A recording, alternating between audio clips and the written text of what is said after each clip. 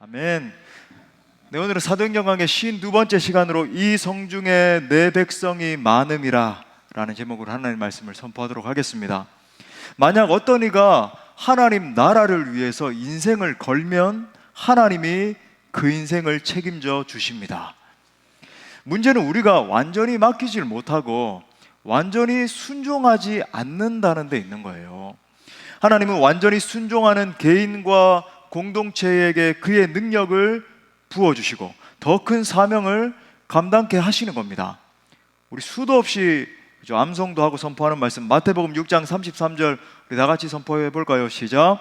그런즉 너희는 먼저 그의 나라와 그의 의를 구하라. 그리하면 이 모든 것을 너희에게 더하시리라. 아멘. 오직 복음을 전하기 원하는 우리 공동체는 정말 사명을 지닌 공동체인데, 우리 공동체에 하나님이 더 큰 은혜 부어주시고 하나님께서 계속해서 책임져 주실 줄 믿습니다. 자, 오늘 계속 사도 바울 이 고린도 여정을 보고 있어요. 지난주에 살펴봤던 것처럼 이 고린도에서의 사역의 여정이 쉽지 않았습니다. 고난의 연속이었어요. 곳곳에서 이어지는 저항 세력이 우죽순 일어나가지고 공격을 했습니다. 그렇게 힘겨운 사역이 계속됐지만 하나님은 여러 가지로 사도 바울을 도와주시잖아요. 브리스길라와 아굴라 부부를 하나님의 때에 어떤 의미에서 로마에서 빼내오신 것처럼 적시에 보내주셔서 하나님 앞에 만나게 하시는 거예요. 또 실라와 디모데까지 팀에 합류시켜 주셔서 사도 바울에게 동력을 심어주시는 겁니다. 급기야 밤의 환상 가운데 성령께서 직접 나타나셔서 이런 메시지를 주시는 거예요. 두 가지 축약할 수 있다 말씀드렸죠. 내가 너와 함께하고 있단다. 그 다음에 두 번째는 이 성중에 내 사랑하는 잃어버린 백성들이 너무나 많이 있단다. 특히 지금 하나님은 거의 우시다시피 자신의 심령을 다해서 이 도시에 내 백성이 많다 말씀하고 있는 거죠. 그러니까 고린도를 포기할 수 없었던, 어떤 의미에서 너무 힘들어서 포기할 뻔했는데 포기할 수 없었던 그 이유를 볼 수 있는 겁니다. 사랑하는 여러분, 어떤 의미에서 이 말씀이 이 땅을, 지금 현재 우리 이 땅을 바라보시는 하나님 아버지의 마음이라고 할 수 있습니다. 이 도시, 우리가 살고 있는 이 수원과 화성과 또 용인과 이 수도권, 경기 남부 전체 지역, 이 땅에 내 백성이 많음이라. 만약 이것이 하나님의 음성이라고 하는 것을 우리가 알면서도 하나님의 이 같은 마음을 무시한다라고 한다면 우리가 정말 구원받은 하나님의 자녀라고 할 수 있을까요? 이제는 내가 그 하나님 아버지의 눈물을 닦아드려야 하는 것입니다. 자, 오늘은 계속해서 전도자 사도 바울을 통해서 우리에게 말씀하시는 그 하나님의 마음을 나누고자 합니다. 말씀을 통해서 전도자에게 용기를 주시고 당신의 마음을 계속 한없이 부으시는 그 하나님을 깊이 만나시고 다시 일어나는 우리 모두가 될 수 있기를 축복합니다. 자, 크게 두 가지로 살펴보겠습니다. 첫 번째는 하나님은 약해진 당신의 사역자를 은혜로 다시 들어 올리십니다. 우리 한번 따라 할까요? 하나님은 약해진 당신의 사역자를 은혜로 다시 들어 올리신다. 자, 지난주에도 살펴본 것처럼 죽어가는 영혼들을 살리는 이 사역의 길을 감당하려고 하면 저항이 있기 마련이에요. 기본적으로 제가 누누이 말씀드리지만 제자의 삶이라고 하는 거, 우리는 정말 제자되자, radical discipleship, 정말 철저한 그런 제자의 삶을 살아갑시다 외치는 공동체인데, 적당한 신앙인으로 살면 여러분 어려움이 없습니다. 세상 사람과 별반 다를 게 없는데요. 근데 제자의 삶을 걸어간다라고 하는 것은 어떤 의미에서 고난의 삶을 짊어지는 삶이라고 해도 과언이 아니에요. 특히 전도와 선교의 사명을 감당하기 위해서는 여러 가지 고난과 환난과 핍박을 짊어져야 됩니다. 자, 오늘 말씀에서도 회당장 그리스보와 온 집안이 믿게 되자, 별 현상이 없을 때는 가만히 있었던 사람들이 이 유력한 사람이 예수님을 믿고 그 집안까지도 예수님 앞에 돌아오니까 막 대적들이 일어나가지고 사도 바울을 회방하고 공격하는 거예요. 또 그래서 바울이 너무 지쳐가지고 이제는 내가 도저히 사역을 감당할 수 없을 것 같다, 이런 심령이 돼버린 겁니다. 내가 더 이상 이제는 못하겠다. 너무나 힘이 든다. 뭐 이런 심령이 된 거예요. 바로 그때 우리 하나님 가만히 계시지 않죠. 하나님이 직접 나타나셔서 힘을 주신 것이 바로 우리가 읽은 본문 말씀이에요. 이 유명한 구절. 자, 다시 9절 10절 보니까 밤에 주께서 환상 가운데 바울에게 말씀하시되 두려워하지 말며 침묵하지 말고 말하라. 내가 너와 함께 있음에 어떤 사람도 너를 대적하여 해롭게 할 자가 없을 것이니 이는 이 성중에 내 백성이 많음이라 하시더라. 이러한 격려에 힘입어서 다시 사도 바울이 힘을 얻고 1년 6개월을 머물면서 고린도 교회를 세웠잖아요. 그리고 그 고린도 교회가 그죠? 유럽 선교에 굉장히 중요한 역할을 하게 되고.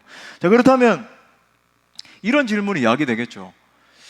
사도 바울인데, 성령 충만했던 사도 바울이 사역하면 어려움이 조금은 있을 수 있어도 뭐 이렇게까지 어려움을 겪을 일인가? 왜 이렇게 어려움이 많았을까? 지난주에 제가 또 언급드린 것처럼 전도와 선교에는 영적 전쟁이 동반되기 때문입니다. 원수 마귀가 가만히 안 두죠. 한 영혼이 그죠? 천하보다 귀한 그 영혼이 하나님 앞에 돌아오는 것을 가만히 내버려 둘 리가 없다. 왜? 하나님이 가장 기뻐하시는 일이 그 영혼이 돌아오는 거니까. 고린도후서 4장 4절에서 사도 바울이 정확하게 이걸 분석해서 말합니다. 그 중에 이 세상의 신이, 사탄 마귀를 말하는 거죠, 믿지 아니하는 자들의 마음을 혼미하게 하여 그리스도의 영광의 복음의 광채가 비치지 못하게 막 공격하고 방해함이니 그리스도는 하나님의 형상이니라. 하나님의 형상이신 예수 그리스도의 영광의 빛이 사람들에게 막 비추어지려고 하니까 어떻게 해서든지 2단, 3단 일어나고 그죠? 공격자들, 대적자들 일어나고 방해꾼들 일어나고 힘들게 하고 조롱하고 끄집어 내리려고 그러고. 왜? 그리스도의 이 형상이 비춰서는 안 되겠거든요. 그런 일이 일어난다. 우리가 잘 아는 것처럼 사도 바울의 이 사역 여정에서도 계속 이런 일이 일어났습니다. 1차, 2차 선교 여행 중에 수많은 환난과 핍박을 당해야 됐죠. 또 이렇게 쭉 돌다가 고린도에 당도를 했는데 온갖 폐역과 음란이 가득했던 고린도에 당도를 하고 보니까 영적 상황이 최악인 거예요. 쉽게 말해 지금까지 왔던 도시들보다 더 막 끔찍한. 그래서 추후에 바울 자신도 고린도 교회 성도들에게 지금 이 상황이 아니라 나중에 그죠? 고린도 교회가 3차 전도 여행 중에 고린도 교회가 여러 가지 어려움을 겪고 있고 뭐 분파가 일어나고 한다는 걸 듣고 편지를 하면서 이렇게 이야기해요. 고린도전서 2장 3절에 보니까 야야 내가 너희들에게 너희들 가운데 거하면서 사역을 거할 때 약하고 두려워하고 힘이 떨었었어. 너무너무 마음이 힘들었는데 심지어 사도 바울이 여러분 두려워 떨었대요. 벌벌 막 떨 정도로 너무 힘이 들었었어. 이야기를 하고 있는 거예요. 여러분 이렇게 생각하시면 안 됩니다. 이게 뭐야 이게. 하나님의 사역자는 힘들면 안 되는 거 아니야? 임재흥 목사님은 절대로 뭐 무조건 강하고 담대만 해야 되고 제가 로봇가 아니잖아요. 사도 바울도 여러분 기계가 뭐 컴퓨터 뭐 띡띡 하면은 뭐 마음이 무조건 담대 뭐 끝까지 그렇지 않습니다. 그죠? 사역자도 힘들 수 있는데 사도 바울이 어느 정도까지 이 마음이 힘들었냐면은 힘이 막 두려워하고 위축되고 떨 정도로 그렇게까지 마음이 막 낙심이 된 거죠. 좀 더 생각을 해보면 그가 어떻게 이렇게 심리적으로 위축이 됐고 어떤 의미에서 약간 우울증도 이렇게 온 것 같고 와 이렇게까지 공포에 떨었다면 그 원인을 생각해 본다면은 당연히 이제 그가 당했던 어떤 실제적인 핍박과 환난들이 원인이 됐을 것이라고 생각을 할 수 있습니다. 그래서 여러분 보십시오. 그가 어떤 환난을 당했는가. 고린도후서 11장 23절부터 28절에서 상세하게 나오잖아요. 여러분 많이 읽지만 제가 다시 한번 읽어드리겠습니다. 그들은 이제 바울을 비방하는 자들이거든요. 공격하고 하는 그들이 그리스도의 일꾼이냐 정신없는 말을 하거니와 나는 더욱 그러하도다. 내가 얼마나 수고를 많이 했는 줄 알아? 이게 자랑하려고 하는 게 아니라 서술하는 거예요. 수고를 넘치도록 하고 옥에 갇히기도 하고 더 많이 하고 매도 수없이 맞고 여러 번 죽을 뻔하였으니 유대인들에게 40에서 하나 감한 매를 5번 맞았으며 여러분 40에서 하나 감한 매를 여러분 한 번만 맞아도 근육 다 터지고 여러분 뼈가 막 으스러지고 그럴 정도가 돼요. 그걸 5번이나 맞았고 3번 태장으로 맞고 1번 돌로 맞고 3번 파선하고 일주야를 깊은 바다에서 지냈으며 여러 번 여행하면서 강의 위험과 강도의 위험과 동족의 위험과 이방인의 위험과 시내의 위험과 광야의 위험과 바다의 위험과 거짓 형제 중의 위험을 당하고 또 수고하며 애쓰고 여러 번 자지 못하고 줄이며 목마르고 여러 번 굶고 춥고 헐벗었노라. 이 외의 일은 고사하고 아직도 날마다 내 속에 눌리는 일이 있으니 곧 모든 교회를 위하여 염려하는 것이다. 사도 바울은 예수 그리스도와 그의 복음을 전하기 위해서 말할 수 없는 고난을 감내한 거죠. 실제로 여러분 이러한 일들이 이제 반복해서 겪었다 보니까 이거 뭐 지역에 갈 때마다 계속 반복해서 겪었다 보니까 우리가 이제 심리학 용어로 트라우마라 그러잖아요. 트라우마가 생기면서 그의 심령이 많이 약해지고 위축되고 막 두려움이 엄습해오고 뭐 이렇게까지 되게 된 겁니다.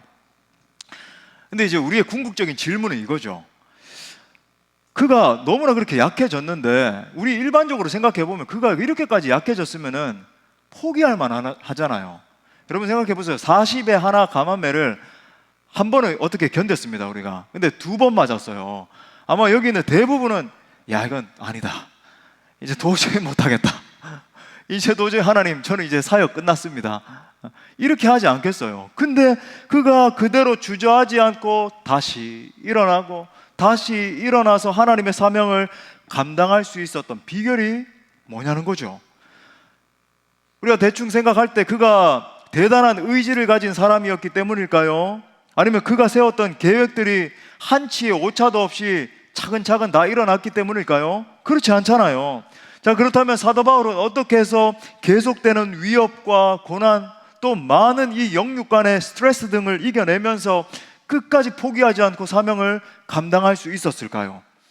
한마디로 하나님의 충분한 은혜 때문이었습니다. 우리 한번 따라합시다. 하나님의 충분한 은혜. 나중에 사도 바울이 고린도 교회 성도들에게 편지를 하면서 이런 고백을 해요. 이제 고린도 교회에 사실은 4번에 걸쳐서 편지를 했거든요. 고린도 전서 첫 번째 편지였고 하나는 소실된 편지가 있었어요. 내가 너에게 눈물로 쓴 편지가 있다. 그 다음에 고린도 후서를 썼고 그 다음에 하나 했는데 그것도 없어졌습니다. 고린도 전서 후서만 남은 거죠. 후서에서 내가 너에게 눈물로 쓴 편지, 그게 2번째 편지고, 자, 그 3번째 편지에서 특히 그가 이제 내가 이렇게 많은 환난과 고난을 당한 것을 이제 쭉 언급을 하고 개인적인 육신적 질고도 언급을 하면서 기도 중에 성령 하나님께서 그에게 직접 들려주신 내용에 대해서 이렇게 언급을 해요. 고린도후서 12장 8절과 9절에서 이렇게 말합니다. 이것이 내게 떠나가게 하기 위해서 내가 3번 주께 간구하였더니 나에게 이르시기를, 성령께서 말씀하시는 거예요.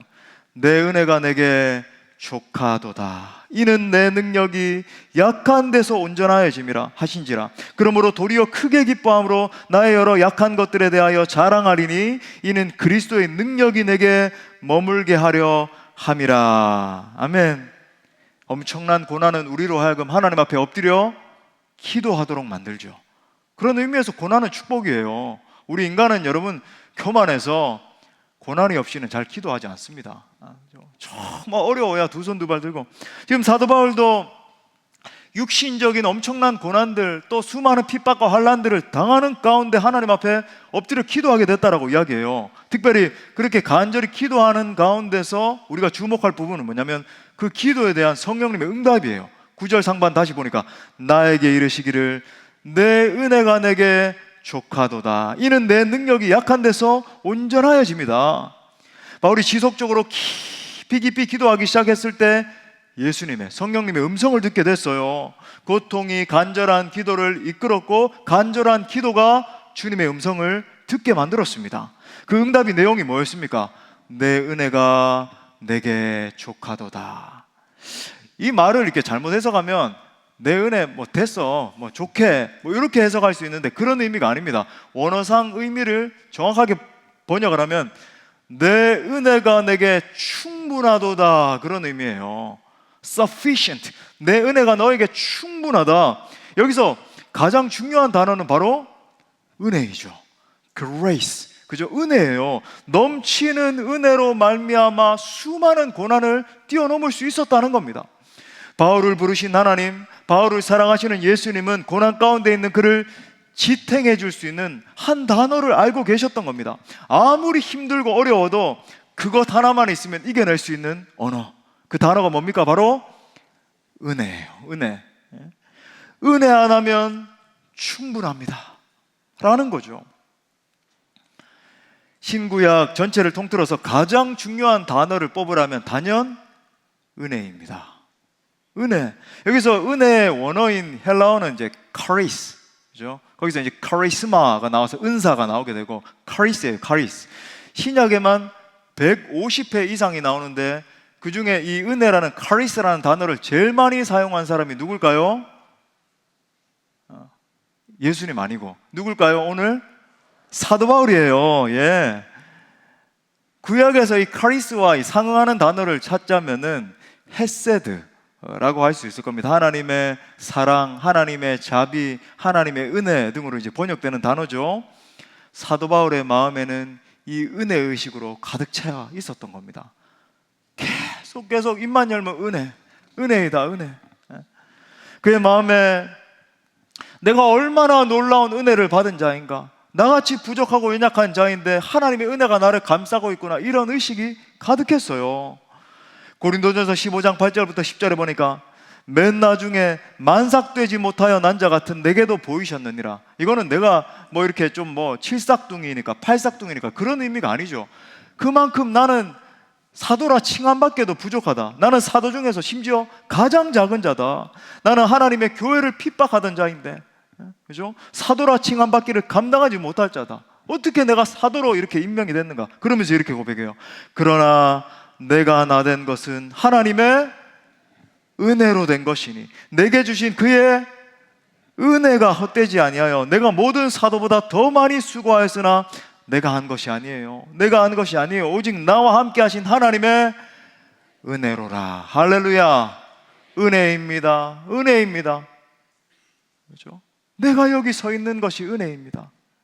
사랑하는 여러분, 사실 우리 모두는 주님의 은혜 때문에 살게 되었습니다. 이 은혜가 아니고서는 여러분 이 자리에 설 수도 없고 여기 나와서 예배할 수도 없고 감히 우리가 전능하신 하나님과 교제한다니요, 있을 수도 없는 일이에요. 은혜죠, 은혜. 여러분, 우리가 믿는 기독교의 모든 진리는 이 은혜 안에 수렴됩니다. 우리가 어떠한 공로가 있어서 하나님 앞에 부름받았습니까? 아니에요. 은혜 때문입니다. 우리가 어떻게 의롭다함을 칭함받게 됐습니까? 은혜 때문이에요. 우리가 어떻게 성화되고 나중에 영화되는 그 놀라운 영광을 바라볼 수 있습니까? 은혜 때문이에요. 어떻게 우리로 하여금 죄와 시험을 이기고 복음을 위해서 써주시고, 그죠? 저같이 못난 자를 갖다가 강단에 세워주셔서 말씀을 증거케 하시고, 우리처럼 부족한 자를 성도로 뽑아주셔서 하나님을 예배하고 저 어린 영혼들을 섬기기도 하고 함께 이 아름다운 공동체를 이루게 하시나요? 은혜 때문이에요. 은혜. 하나님의 은혜인 거죠. 아하, 주님의 놀라우신 은혜가 아니고서는 설명할 길이 없군요, 주님.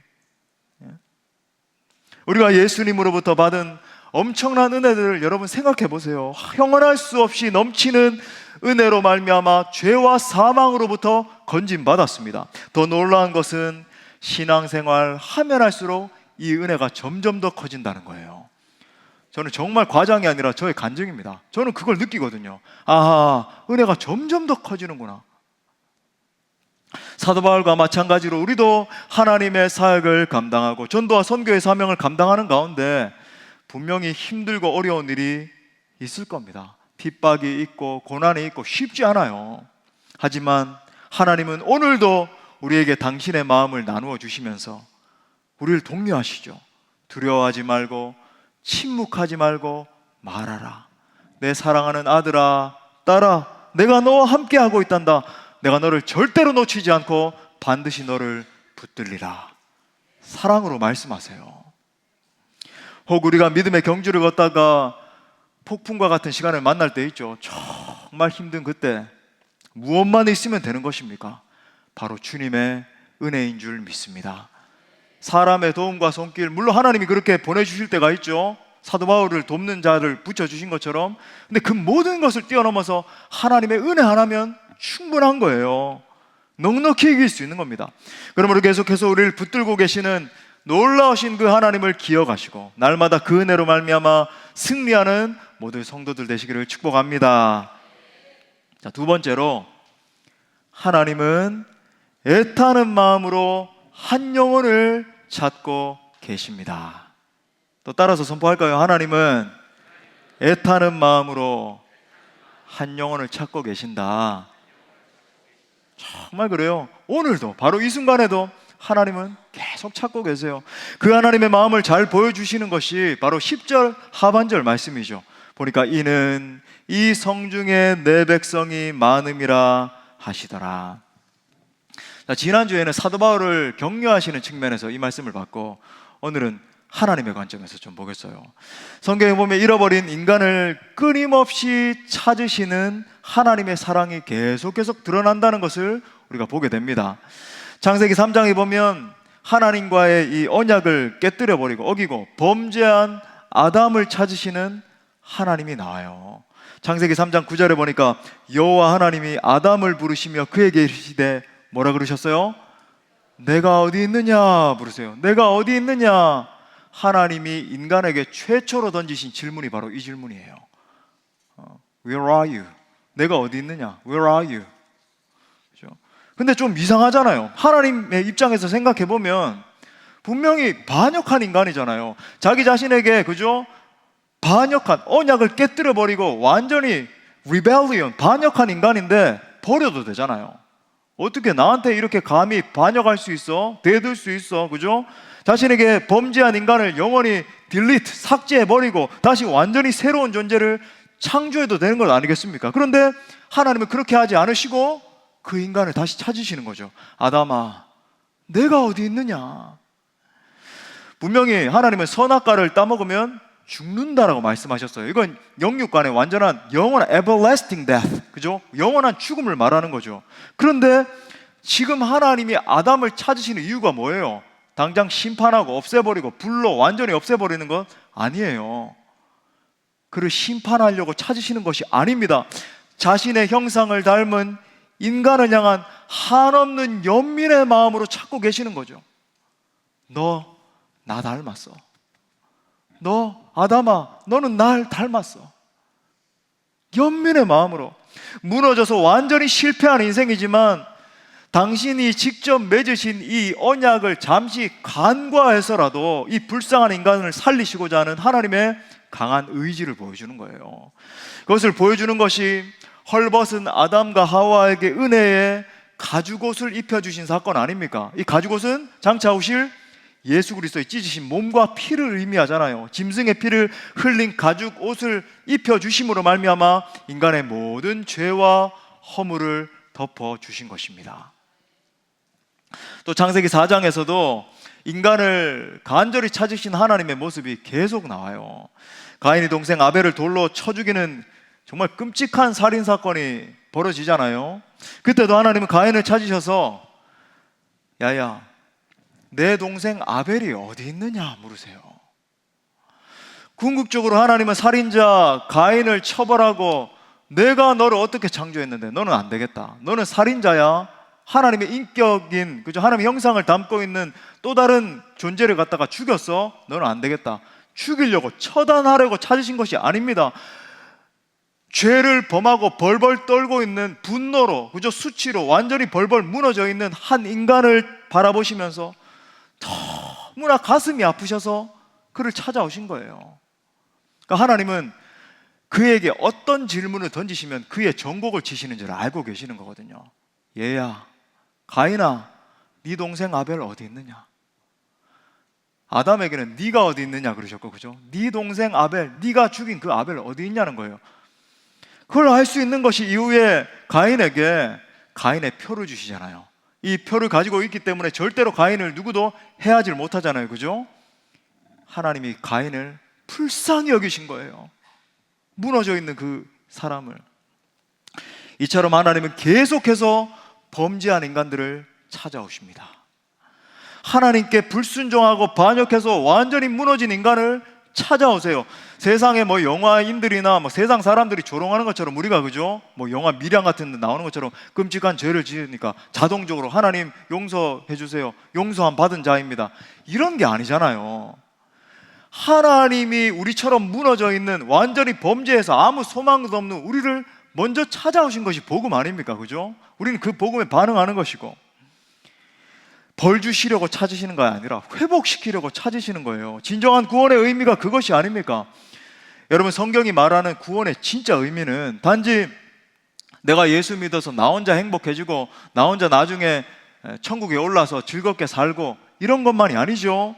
진정한 구원은 하나님이 나같이 못난 범죄자를 찾아오셔서 무너진 나를 온전한 하나님의 형상대로 회복시켜 주시는 것이 구원이에요.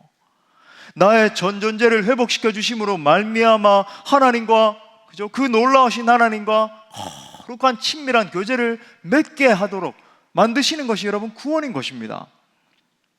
사실 구약 성경 전체의 내용이 바로 이 무너진 인간을 향한 하나님의 애타는 구애라고 해도 과언이 아니죠.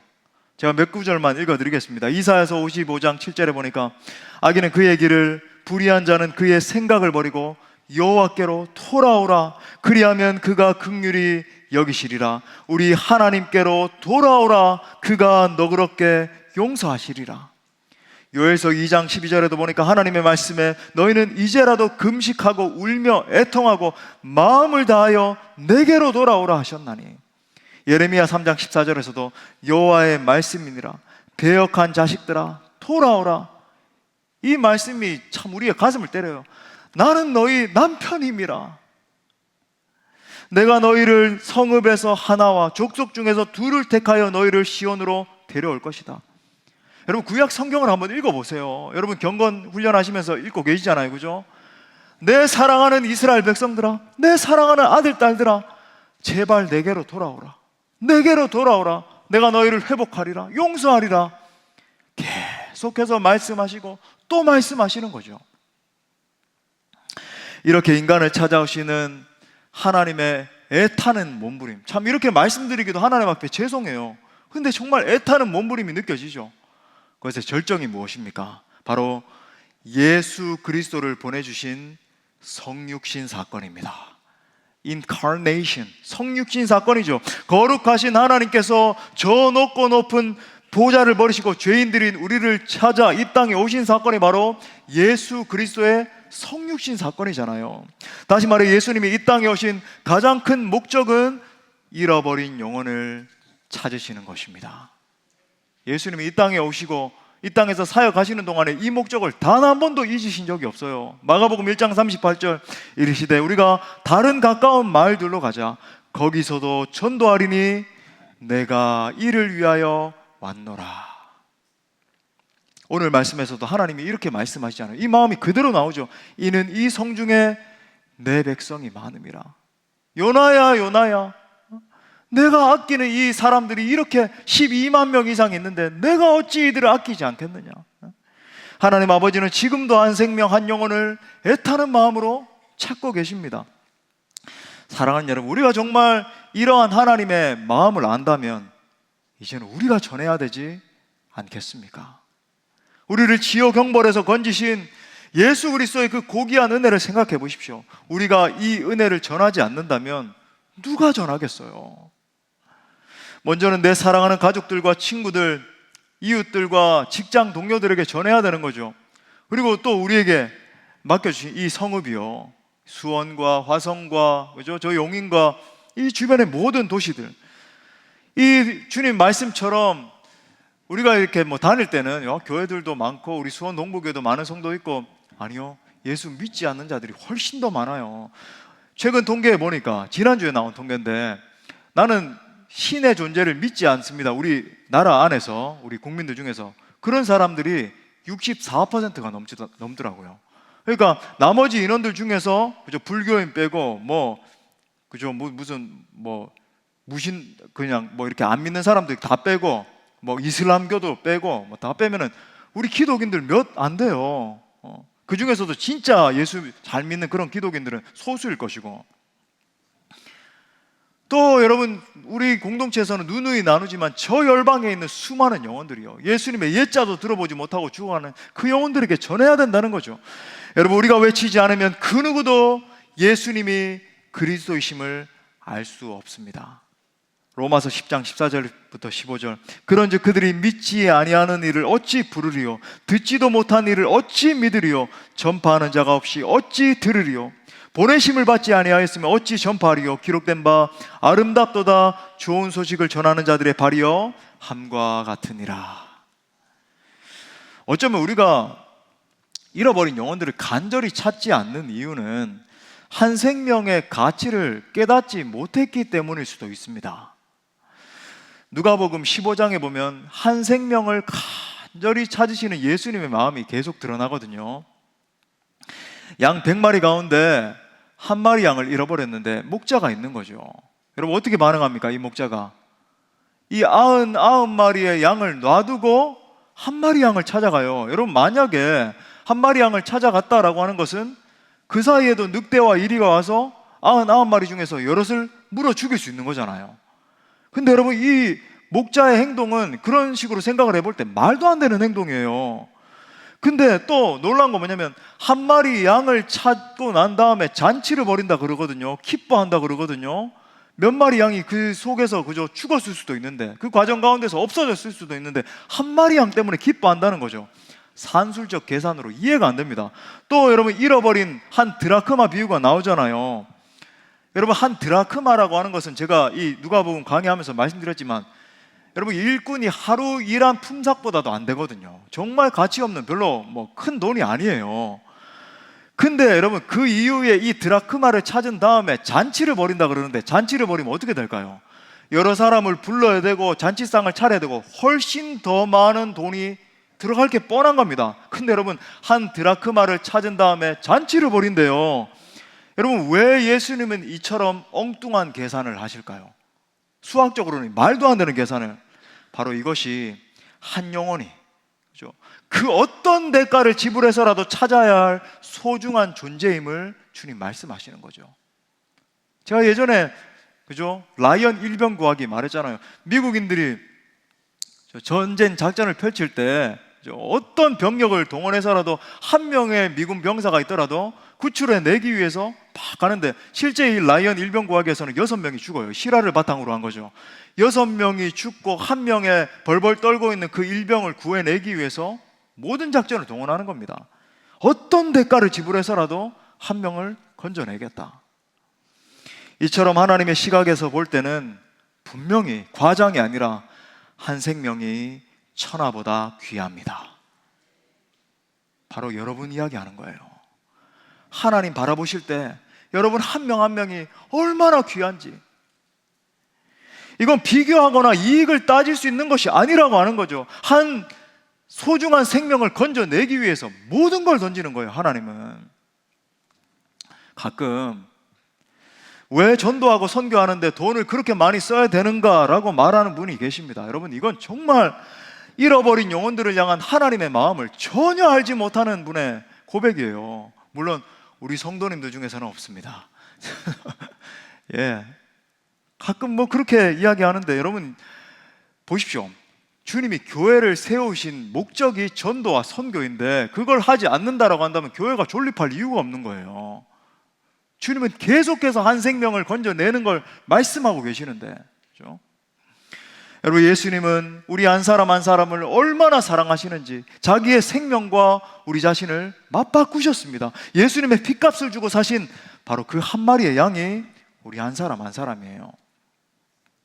이래도 이 한 영혼의 가치가 여러분 귀중하게 깨닫지, 그러니까 그럴 수 있어요. 한 영혼이 귀중하다, 한 영혼이 천하보다 소중하다, 반복적으로 듣다 보니까 안 와닿을 수 있거든요.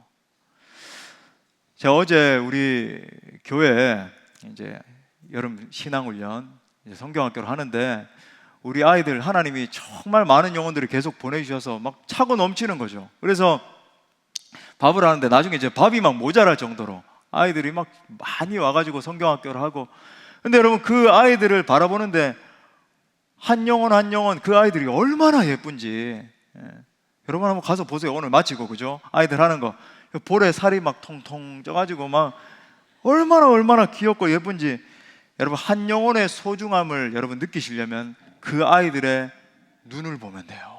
눈을 한번 꼭 보고 가세요. 오늘 숙제입니다. 우리 자녀들 한 명 한 명이 너무 예쁘잖아요. 우리 손주들 한 명 한 명이 너무 사랑스럽잖아요. 그처럼 하나님 보시기에는 저 열방에서 예수님을 알지 못하고 잃어버린 그 한 영혼이 그렇게 귀한 거예요. 그렇게 소중한 거예요. 조지 W. 트루엣이 이렇게 말했습니다. 한 영혼을 예수님께 인도하는 것이 이 세상을 살아가면서 얻을 수 있는 가장 귀한 것이다. 사랑하는 여러분, 하나님은 지금도 그 한 사람을 찾고 계십니다. 사망의 그늘에 앉아서 울고 있는 한 사람을 지금도 애타게 찾고 계세요. 그 사명을 바로 우리에게 맡겨주셨습니다. 우리가 예수님을 믿는 자들로서 할 수 있는 가장 소중한 일이 무엇일까요? 바로 그 잃어버린 영혼들을 찾아 나아가는 거죠. 그러므로 잃어버린 영혼들을 향한 애타는 그 주님의 마음이 여러분 가운데 계속해서 더욱 부어짐으로 말미암아 이 예수님을 자랑하고 증거할 수 있는 모든 성도들 되시기를 축복합니다. 말씀의 결론을 맺겠습니다. 사랑하는 여러분, 여러분의 인생에서 가장 소중한 일이 뭡니까? 생각해보면 그죠? 많은 좋은 일들이 있죠. 시집가고 장가가고 아이들 태어나고. 근데 여러분, 내가 예수 믿어 구원받은 게 가장 소중한 것 아니에요. 나같이 못난 죄인을 위해서 물과 피를 쏟아주신 그 하나님의 사랑을 내가 알게 됐다. 그 사랑과 은혜에 감격하고 감사해서 우리가 이 자리에도 그죠? 이 소중한 일요일 날 놀러 가고 막 세상 사람들 그렇게 하는데 우리 이렇게 감격 가운데 예배하는 것 아닙니까? 그렇다면 이제 우리가 무엇을 해야 될까요? 최고의 사랑은 죽어가는 그 영혼을 찾아 생명의 길로 인도하는 일입니다. 한 영혼을 구원하기 원하시는 하나님의 마음을 읽을 수 있는 이 아티클 하나를 제가 소개해 드리고자 합니다. 영국 기독저널에 실린 이 내용인데, 런던에서 사역하시는 한국인 목사님에 대한 기사가 이 신문에, 영국 신문에 실렸습니다. 이 목사님은 영국 런던에서 이제 현지인들을 대상으로 목회를 하시면서 또 매일 길거리 전도를 하는 분이세요. 한 번은 키가 큰 영국 백인이 전도를 하고 있는 목사님에게 와서 핍박을 하기 시작했습니다. 그 사람이 하는 말이, 내가 당신을 때려도 되나요? 이렇게 물었어요. 그 사람이 이제 목사님이 볼 때 인종차별주의자 같았는데, 여러분 미국이나 영국에는 그런 차별주의자들 굉장히 많거든요. 은근히 막 그렇게 무시하고. 그의 눈을 바라보니까 증오와 미움의 감정이 막 가득했다 그래요. 특히 이제 팬데믹 이후에 그죠? 이 동양인들을 향해서 막 혐오하고 이런 것들이 굉장히 많이 일어났거든요. 그때 목사님의 마음에 내가 지금까지 복음을 위해서 살아오다가 죽을 고비를 여러 번 넘기게 하신 그런 은혜가 기억이 나면서 이번에도 자신을 구해주실 하나님을 의지하기로 했습니다. 그래서 이렇게 말했어요. 원하시면 때리세요. 말을 하고는 손에 성경을 들고 두 손을 모았다라고 합니다. 그러자 그 사람이 약 한 3분 정도 목사님을 막 때리기 시작했는데 온몸을 두들겨 맞았어요. 그러다가 어느 순간에 왼쪽 눈을 세게 맞았는데 눈이 찢어져서 피가 막 흐르기 시작했습니다. 그때 놀라운 일이 일어났다 그래요. 그 사람이 갑자기 욱 하는 소리를 내면서 목사님 앞에 무릎을 꿇었습니다. 그리고 목사님의 바지를 잡고 흐느껴 울기 시작했다 그래요. 그러면서 그가 하는 말이, 내가 어떻게 하면 당신의 믿는 하나님을 믿을 수 있겠습니까? 라고 말하는 거죠. 성령께서 그 사람의 마음을 만지시는 것을 느끼고는 목사님이 이렇게 선포했습니다. 천국이 가까이 왔으니 회개하고 주 예수님을 믿으십시오. 그는 그 자리에서 일어나서 예수님을 자신의 구주로 영접했습니다. 또 그에게 목사님이 가지고 있던 성경책을 선물로 줬다 그래요. 이내 그 사람이 이렇게 물었습니다. 왜 내가 당신을 때릴 때 화를 내지 않았나요? 목사님이 이렇게 대답했어요. 화내고 싶은 마음이 내게는 없었습니다. 왜냐하면 나는 죽고 내 안에 예수님이 사시기 때문입니다. 그에게 주먹으로 맞을 때 예수님께서 자신의 마음을 통치해 주셔서 그 사람이 미운 것이 아니라 불쌍히 여기는 마음이 생겨서 그의 영혼을 위해서 기도했다라고 합니다. 잃어버린 영혼을, 한 사람을 불쌍히 여기시는 아버지의 마음이죠. 말씀 마무리하면서 적용점을 몇 가지 드리겠습니다. 이제 여름 휴가 시즌이잖아요. 뭐 이미 갔다 온 분들도 소수 계시겠지만 이제 많이 가실 거고, 어떻게 보면 이제 여름이 얼마 남지 않았습니다. 그죠? 한 달 반 정도 휴가 시즌인데, 여러분 남은 여름 동안 하나님의 은혜에 대해서, 내가 받은 하나님의 은혜에 대해서 깊이 생각하고 묵상해 보십시오. 지난 수요일에도 말씀드렸는데, 그죠? 여러분 내가 받은 은혜들이 있잖아요. 먼저는 구원의 은총에 대해서 구원해 주셔서 감사합니다 이렇게 하지 말고 좀 깊이 좀 사려하면서, 깊이 생각하면서 그 은혜에 대해서 깊이 기록해 보세요. 그리고 내 인생을 돌아보면서 어떻게 나를 인도해 오셨는지, 우리 가정을 인도해 오셨는지, 내 생각을 주관해 주셨는지 써보세요, 노트에. 그리고 도와주신 일들도, 그죠? 아, 이렇게 도와주셨구나, 그것도 써보십시오. 또 제가 추천드리는 책이, 이건 어떤 의미에서 너무 참 제가 사랑하는 책이고 많은 분들에게 제가 뭐 이렇게 일독을 권하면서 사드린 책이기도 하고, 필립 얀시의 놀라운 하나님의 은혜를 꼭 읽어보세요. What's so amazing about grace, 그죠? 놀라운 하나님의 은혜. 저는 이 책을 읽고 많이 울었습니다. 많이 울었어요.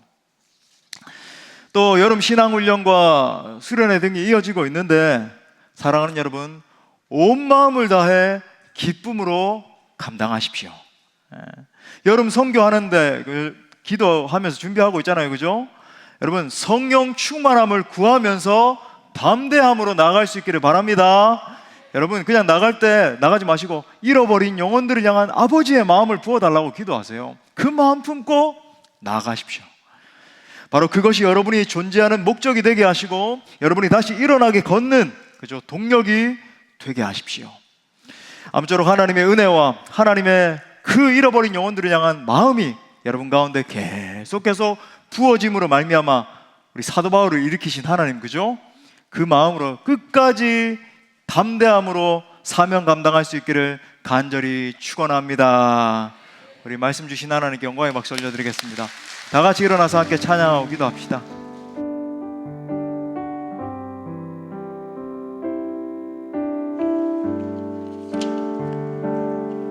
하나님의 마음으로 주님 앞에 나가길 원합니다. 나 주님의 기쁨 되기 원하네. 내 마음을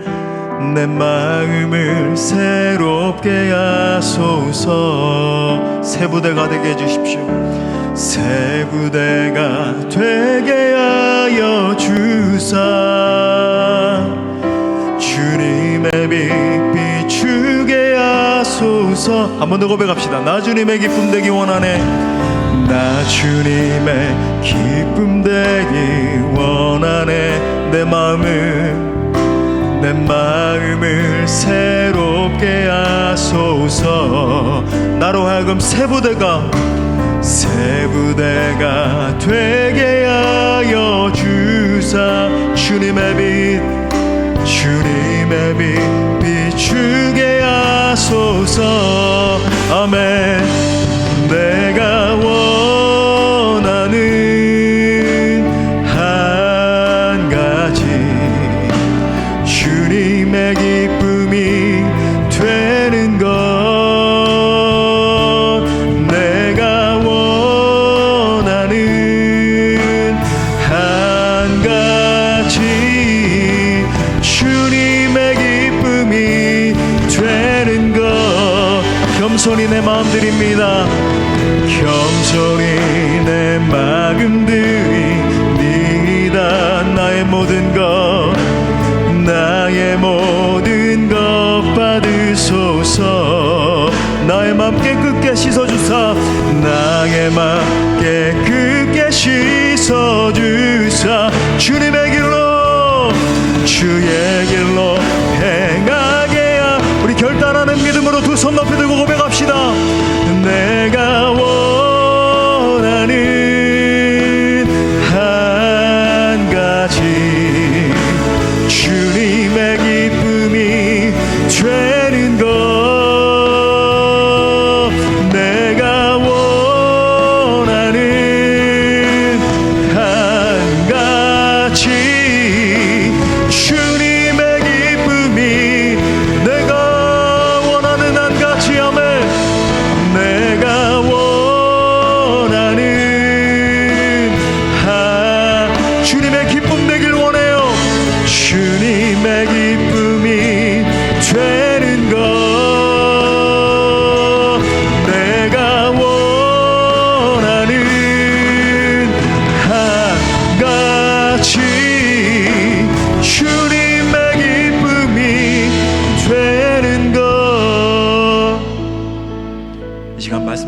기도할 때 산적한 고난과 핍박 중에도 넘치는 은혜로 우리를 격려하시는 하나님을 바라보기로 결정합시다. 또 지금도 이 성중에 내 백성이 많음이라 말씀하시는 그 하늘 아버지의 마음이 우리의 심령 가운데 더욱 부어지길 위해서 기도합시다. 기도할 때 자비 하나님, 저의 인생이 온전히 주님의 기쁨이 되는 인생 되기를 원합니다. 오늘 사도 바울과 같이 환난과 핍박 중에도 하나님의 은혜로 일어서기를 원합니다. 또한 잃어버린 영혼들을 향하신 하나님의 마음을 알아 그 하나님의 마음을 시원케 해드리는 인생 살기를 원합니다. 살아계신 아버지, 저에게 넘치는 당신의 은혜를 깨닫게 하여 주옵소서. 또한 더욱 넘치는 은혜로 공급하여 주옵소서. 특별히 잃어버린 영혼들을 향한 아버지의 마음을 부어주셔서 끝까지 사명 감당하는 인생 되게 하여 주옵소서. 그런 우리 공동체 되게 해주십시오. 함께 통성으로 기도합시다. 주여, 하나님 기도하며 나아갑니다. 이 성중에 내 백성이 많음이라 말씀하시